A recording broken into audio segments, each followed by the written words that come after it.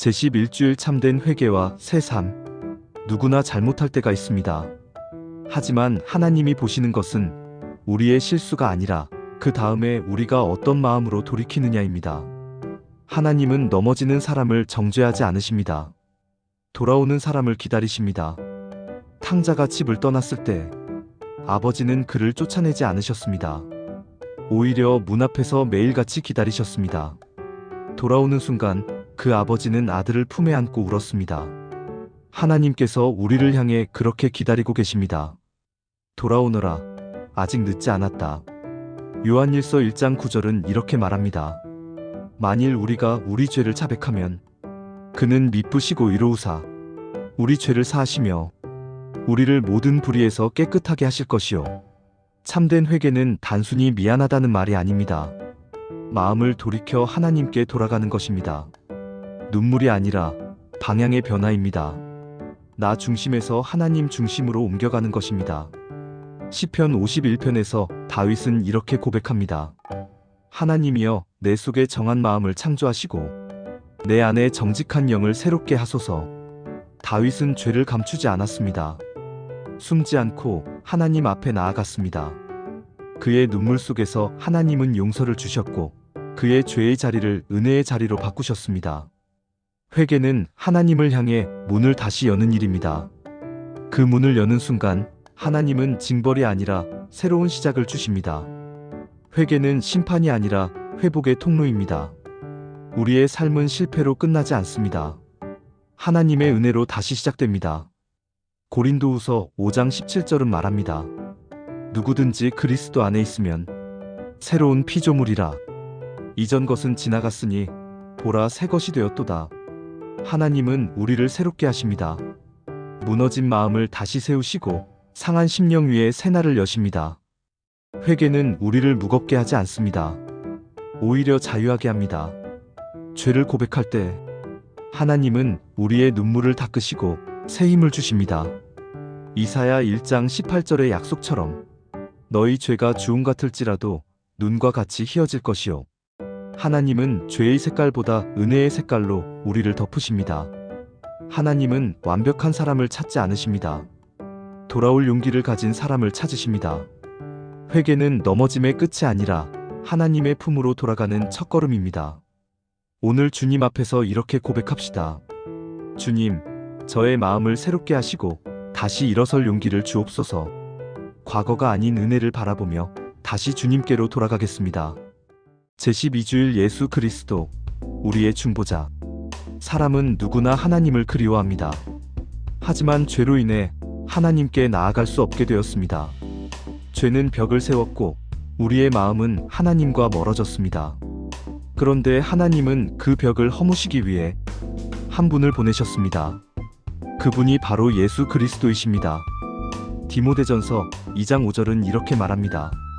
하나님은 한 분이시요 또 하나님과 사람 사이의 중보자도 한 분이시니 곧 사람이신 그리스도 예수라. 예수님은 하나님과 사람 사이를 잇는 다리가 되셨습니다. 하나님의 거룩하심과 인간의 연약함, 그 사이에 서서 두 손을 벌리신 분이 예수님입니다. 그분은 완전한 하나님이시며 동시에 완전한 사람이셨습니다. 그래서 우리를 이해하실 수 있고 또 우리를 대신하실 수 있었습니다. 히브리서 4장 15절은 이렇게 말합니다. 우리에게 있는 대제사장은 우리의 연약함을 동정하지 못하실 이가 아니요 모든 일에 우리와 똑같이 시험을 받으신 이로되 죄는 없으시니라. 예수님은 하늘의 보좌를 떠나 낮고 초라한 땅으로 내려오셨습니다. 그분은 눈물을 흘리는 자와 함께 우셨고 버림받은 자와 함께 걸으셨습니다. 그리고 결국 십자가에서 하나님과 인간 사이의 벽을 완전히 허무셨습니다. 로마서 5장 10절은 이렇게 말합니다.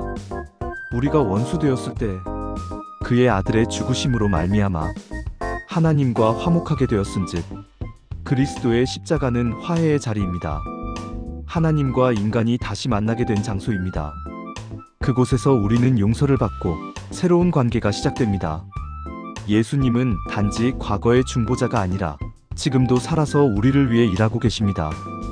히브리서 7장 25절의 말씀처럼 자기를 힘입어 하나님께 나아가는 자들을 온전히 구원하실 수 있으니 그는 항상 살아서 그들을 위하여 간구하심이라. 예수님은 오늘도 하늘 보좌에서 우리의 이름을 부르시며 중보하고 계십니다.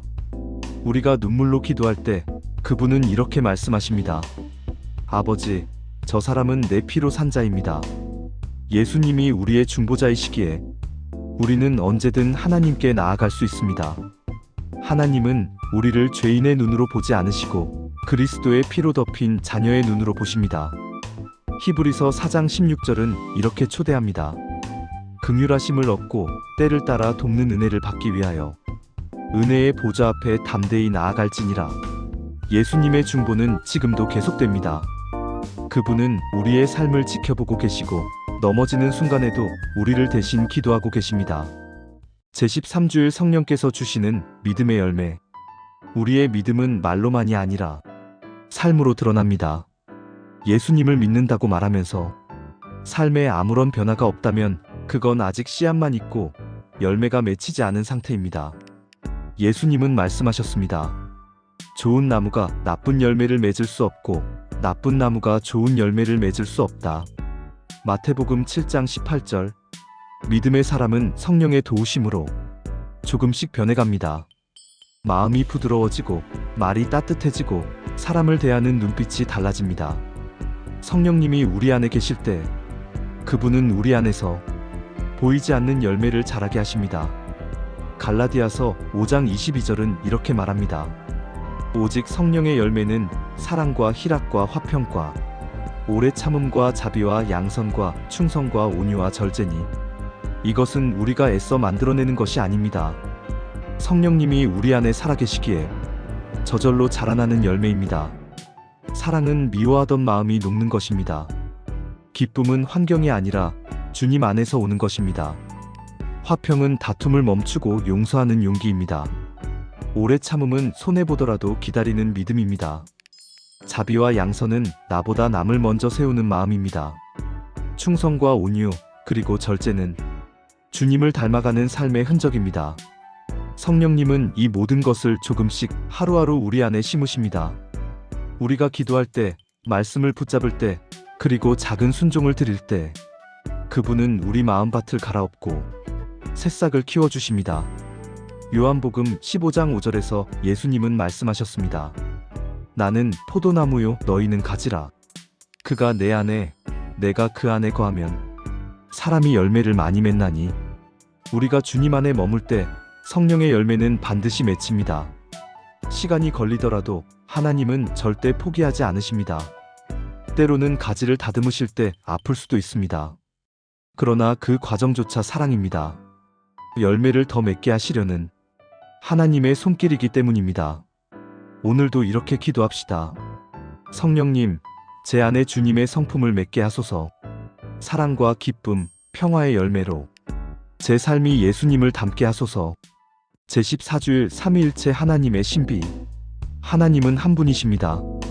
그런데 그분은 성부, 성자, 성령으로 존재하십니다. 이것을 우리는 삼위일체라 부릅니다. 이 말은 어렵게 느껴지지만 사실 삼위일체는 하나님 사랑의 비밀입니다. 성부 하나님은 세상을 창조하시고 성자 예수님은 우리를 구속하시며 성령님은 지금 우리 안에 거하시며 인도하십니다.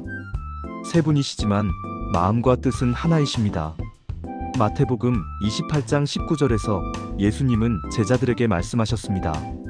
그러므로 너희는 가서 모든 민족을 제자로 삼아 아버지와 아들과 성령의 이름으로 세례를 주고. 예수님은 이름들이 아니라 이름이라 하셨습니다. 아버지, 아들, 성령, 세 위격이지만 본질은 하나, 사랑으로 완전하게 연합된 분이시기 때문입니다. 삼위일체는 단지 신학 개념이 아니라 하나님께서 우리를 사랑하시는 방식입니다. 아버지 하나님은 사랑의 근원이시고 아들 예수님은 사랑의 표현이시며 성령님은 사랑의 전달자이십니다. 하나님은 그 사랑의 관계 안으로 우리를 초대하십니다. 내가 너를 내 사랑 안으로 부른다. 이것이 복음의 핵심입니다. 요한복음 14장 23절에서 예수님은 이렇게 말씀하셨습니다. 사람이 나를 사랑하면 내 말을 지키리니 내 아버지께서 그를 사랑하실 것이요 우리가 그에게 가서 거처를 그와 함께 하리라. 삼위일체 하나님은 서로를 사랑하고 섬기고 영광을 돌리십니다. 그 안에는 경쟁도 비교도 자기 주장도 없습니다. 오직 사랑의 일치만이 있습니다. 이것이 바로 교회가 따라야 할 모습입니다. 하나님이 하나이신 것처럼 우리도 사랑으로 하나 되어야 합니다. 예수님은 요한복음 17장에서 이렇게 기도하셨습니다. 아버지여, 아버지께서 내 안에, 내가 아버지 안에 있는 것 같이 그들도 다 하나가 되어 우리 안에 있게 하소서. 이 기도 속에는 하나님의 꿈이 담겨 있습니다. 성부와 성자, 성령이 완전한 사랑 안에 하나이신 것처럼 우리도 그 사랑 안에서 하나 되기를 원하십니다. 삼위일체는 관계의 하나님을 보여줍니다. 하나님은 홀로 계시기를 원하지 않으셨습니다. 사람을 창조하시고 함께 하시며 지금도 우리와 동행하십니다. 성부 하나님은 우리를 창조하셨고 성자 예수님은 우리를 구속하셨으며 성령님은 오늘도 우리를 새롭게 하십니다. 이 세 분의 사랑이 함께 우리를 품으십니다. 우리가 기도할 때 성령님은 우리의 기도를 도우시고 예수님은 그 기도를 아버지께 올려드리시며 아버지는 그것을 기쁨으로 들으십니다. 이것이 삼위일체의 은혜로운 흐름입니다. 제15주일 예수님의 고난. 예수님은 왜 고난을 받으셔야 했을까요? 그분은 죄가 없으셨지만 우리를 위해 고난의 길을 선택하셨습니다. 이사야 53장 5절은 이렇게 말합니다. 그가 찔림은 우리의 허물을 인함이요 그가 상함은 우리의 죄악을 인함이라. 그가 징계를 받음으로 우리가 평화를 누리고 그가 채찍에 맞음으로 우리가 나음을 입었도다.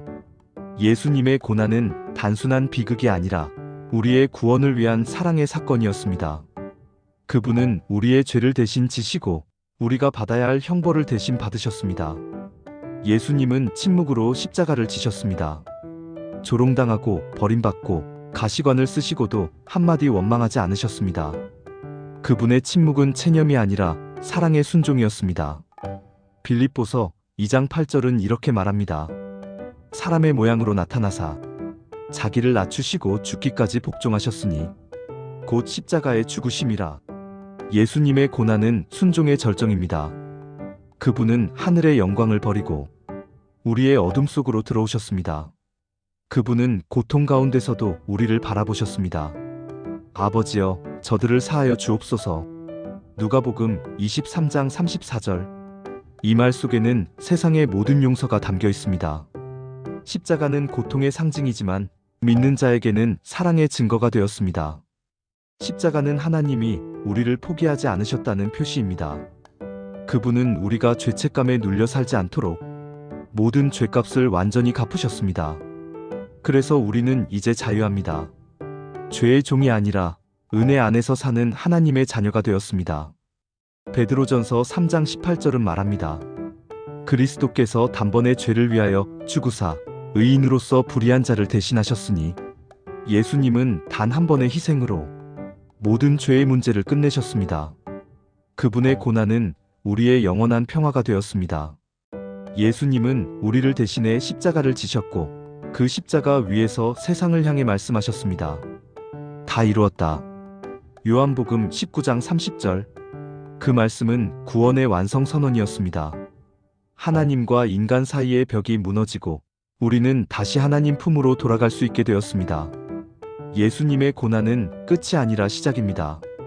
그분의 상처는 우리의 치유가 되었고 그분의 죽음은 우리의 생명이 되었습니다. 오늘 우리는 그 십자가를 바라보며 이렇게 고백합니다. 주님, 그 사랑이 제 삶의 이유입니다. 주님의 고난이 저의 자유가 되었습니다. 그 십자가를 잊지 않게 하소서. 제16주일 십자가의 의미. 서론. 십자가는 단순히 고난의 상징이 아닙니다. 십자가는 하나님의 사랑이 가장 깊이 드러난 자리입니다. 세상 사람들은 그것을 실패로 보았지만 하나님은 그곳을 구원의 시작점으로 삼으셨습니다.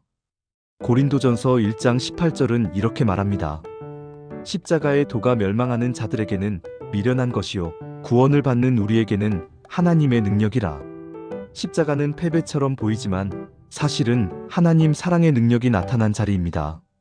본론 1. 십자가는 구원의 완성입니다. 요한복음 19장 30절에서 예수님은 마지막 순간 이렇게 말씀하셨습니다. 다 이루었다. 이 말씀은 한숨이 아니라 구원의 완성 선언이었습니다. 모든 죄의 값이 치러졌고 하나님과 사람 사이를 가로막던 죄의 벽이 무너졌습니다. 십자가는 심판의 자리가 아니라 화해의 자리입니다. 그곳에서 하나님은 우리를 용서하시고 사랑으로 다시 품으셨습니다. 본론 이 십자가는 자유의 자리입니다. 골로새서 2장 14절은 이렇게 말합니다. 우리를 거스르고 불리하게 하는 법조문을 지우시고 그것을 십자가에 못 박으셨느니라. 예수님은 우리의 모든 죄를 십자가에 못 박으셨습니다. 그 순간 죄의 굴레가 끊어지고 우리는 자유의 사람이 되었습니다. 이제 십자가는 두려움의 상징이 아니라 자유의 표식이 되었습니다. 그리스도 안에서 우리는 더 이상 정죄받지 않습니다. 우리는 은혜로 살아가는 하나님의 자녀입니다. 본론 30자가는 제자의 길입니다. 누가복음 9장 23절에서 예수님은 말씀하셨습니다. 아무든지 나를 따라오려거든 자기를 부인하고 날마다 자기 십자가를 지고 나를 따를 것이니라. 십자가는 단지 예수님이 지신 나무가 아닙니다. 이제 그것은 우리가 따라가야 할 길이 되었습니다. 그 길은 쉽지 않지만 그 끝에는 부활의 영광이 있습니다. 십자가를 붙잡는 사람은 고난 중에도 낙심하지 않습니다. 왜냐하면 십자가 너머에는 언제나 하나님의 생명이 있기 때문입니다. 결론: 십자가는 고통의 나무가 아니라 사랑의 나무입니다. 그곳에서 하나님은 말씀하십니다. 나는 너를 포기하지 않았다. 예수님은 우리의 죄를 대신 지셨고 그분의 죽음은 우리의 생명이 되었습니다. 오늘 우리는 십자가 앞에서 이렇게 고백합니다. 주님, 그 십자가가 제 자랑입니다. 그 사랑이 제 생명입니다. 제가 받은 은혜로 세상을 사랑하게 하소서. 제17주일 부활의 능력. 십자가는 끝이 아닙니다. 예수님의 이야기는 무덤에서 멈추지 않았습니다. 그분은 죽음에서 다시 살아나셨습니다. 마태복음 28장 6절은 이렇게 전합니다. 그가 여기 계시지 않고 그 말씀하시던 대로 살아나셨느니라. 예수님의 부활은 역사 속 한 사건이 아니라 지금도 믿는 자의 삶 속에서 살아 움직이는 능력의 현실입니다. 그분의 부활이 없다면 믿음도 헛것이지만 그분이 살아계시기에 우리는 오늘도 소망할 수 있습니다. 본론 1 부활은 죄를 이긴 능력입니다. 부활은 죄와 죽음을 완전히 무너뜨린 하나님의 승리입니다. 사탄이 승리한 것처럼 보였던 그날, 예수님은 무덤 문을 여시며 이렇게 선언하셨습니다. 죽음아, 네가 나를 묶을 수 없었다. 고린도전서 15장 55절은 외칩니다. 사망아, 너의 승리가 어디 있느냐? 사망아, 내 쏘는 것이 어디 있느냐? 예수님의 부활은 죄의 결과인 죽음을 뒤집으신 사건입니다. 그분이 살아나셨기에 우리의 죄는 더 이상 우리를 지배하지 못합니다. 부활은 죄의 끝이자 새 생명의 시작입니다. 본론 이 부활은 우리 삶의 소망입니다. 예수님께서 말씀하셨습니다. 나는 부활이요 생명이니 나를 믿는 자는 죽어도 살겠고. 요한복음 11장 25절. 예수님은 단순히 죽음을 이기신 분이 아니라 우리의 부활의 보증이 되셨습니다. 그분이 먼저 살아나셨기에 믿는 자마다 죽음 이후에도 영원히 살게 됩니다. 이 소망이 있기 때문에 우리는 절망 속에서도 무너지지 않습니다. 삶의 끝에서도 아직 끝나지 않았다는 믿음을 붙듭니다. 죽음은 문이 아니라 하나님 품으로 들어가는 통로가 되었습니다. 본론 3부활은 오늘의 삶을 변화시킵니다. 부활은 단지 미래의 약속이 아닙니다. 오늘 우리의 삶을 새롭게 만드는 능력입니다. 에베소서 1장 19, 20절은 이렇게 말합니다. 그의 힘의 위력으로 그리스도를 죽은 자 가운데서 살리시고 하늘에서 자기의 오른편에 앉히셨느니라. 그 부활의 능력이 지금 우리 안에서도 역사합니다. 낙심한 마음에 용기를 주고 무너진 관계를 다시 일으키며 죽은 믿음을 다시 살게 합니다. 결론: 예수님의 부활은 단 한 번의 기적이 아니라 지금도 계속되고 있는 하나님의 능력의 역사입니다. 그분이 살아계시기에 우리의 믿음도 살아있고 우리의 소망도 살아있습니다. 오늘도 부활하신 주님이 이렇게 말씀하십니다. 두려워하지 말라. 내가 먼저 살아났노라. 이제 우리는 이렇게 고백합니다. 주님, 당신의 부활이 저의 용기입니다. 당신의 생명이 제 안에 있습니다. 죽음이 끝이 아니라 주님과 함께 사는 시작임을 믿습니다. 제18줄 승천과 주님의 통치. 서론. 예수님은 부활하신 후 제자들에게 40일 동안 하나님 나라의 일을 말씀하시고 하늘로 올라가셨습니다. 사도행전 1장 9절은 이렇게 말합니다. 이 말씀을 마치시고 그들이 보는데 올려져 가시니 구름이 그를 가리어 보이지 않게 하더라. 하지만 예수님의 승천은 떠나심이 아니라 통치의 시작이었습니다. 그분은 하늘로 올라가 우리를 버리신 것이 아니라 하늘 보좌에 앉아 지금도 세상을 다스리고 계십니다. 1승천은 예수님의 완전한 영광입니다. 예수님의 승천은 십자가와 부활의 완성입니다. 십자가에서 낮아지셨던 예수님이 이제 하늘의 영광으로 높아지셨습니다. 빌립보서 2장 9절은 말합니다. 이러므로 하나님이 그를 지극히 높여 모든 이름 위에 뛰어난 이름을 주사. 예수님의 승천은 하나님이 그분을 왕으로 세우신 순간입니다. 하늘과 땅의 모든 권세가 예수님께 주어졌습니다.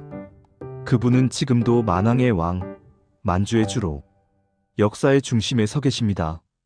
이 승천하신 주님은 우리를 위해 중보하십니다.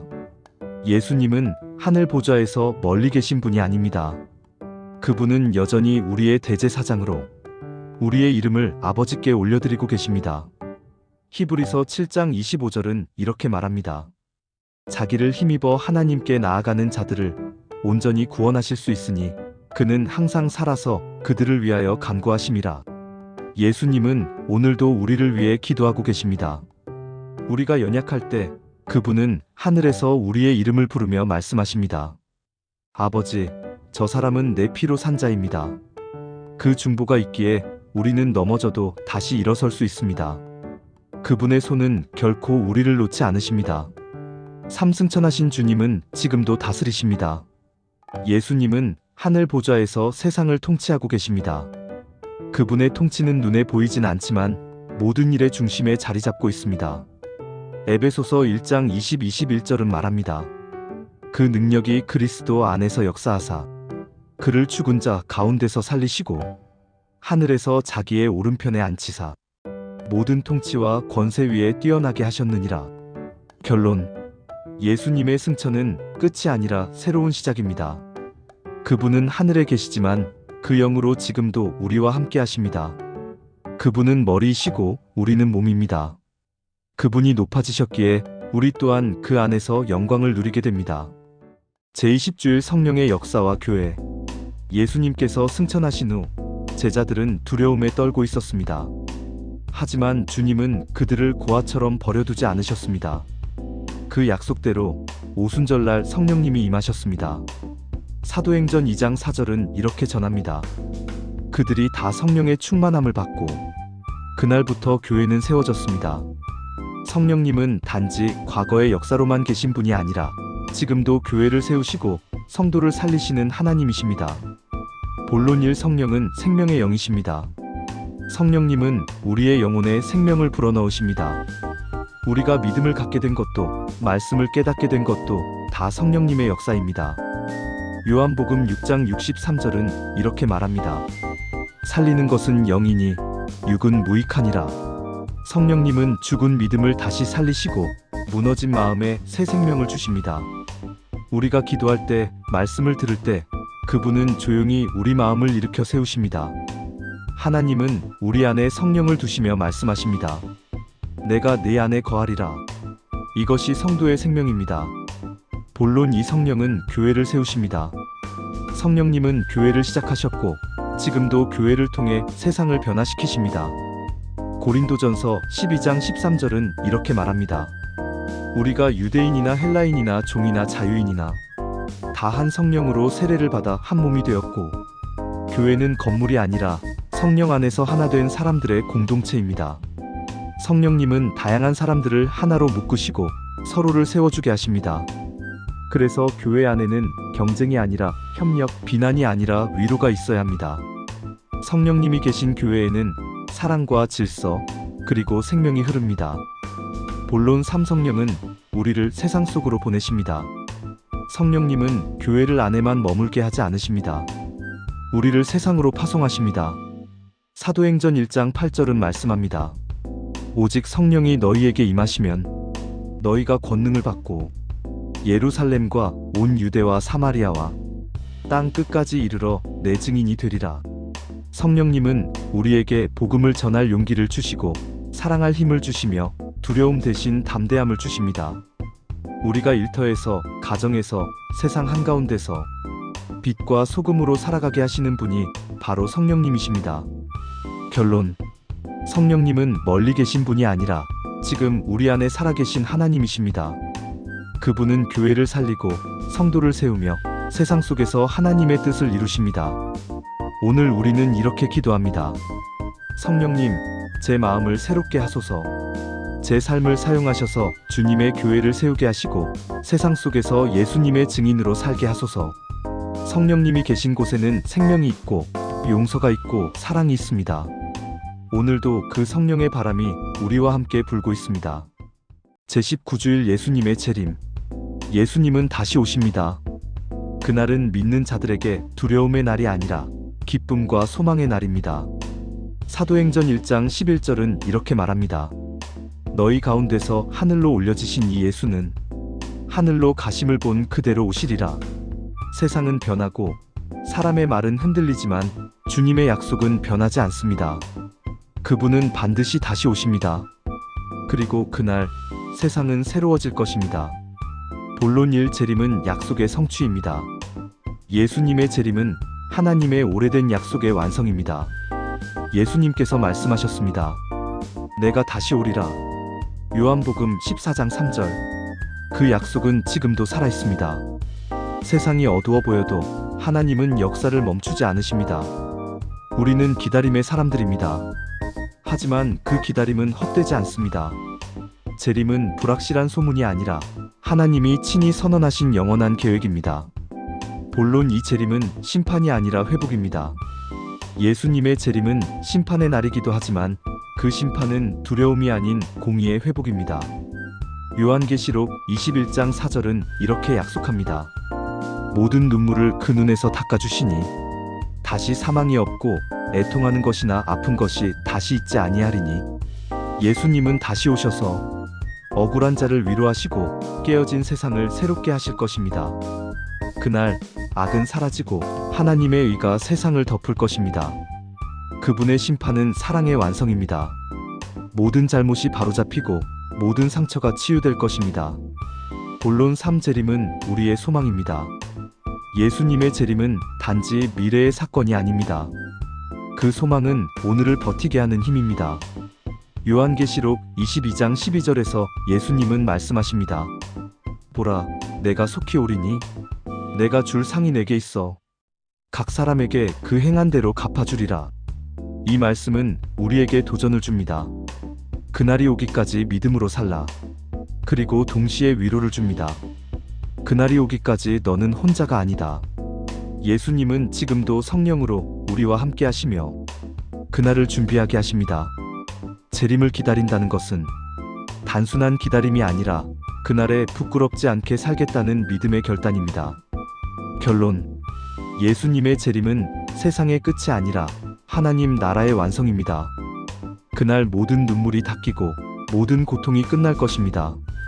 그리고 우리는 주님을 얼굴과 얼굴로 마주보게 될 것입니다. 그날을 기다리며 우리는 이렇게 기도합니다. 아멘. 주 예수여 오시옵소서. 요한계시록 22장 20절.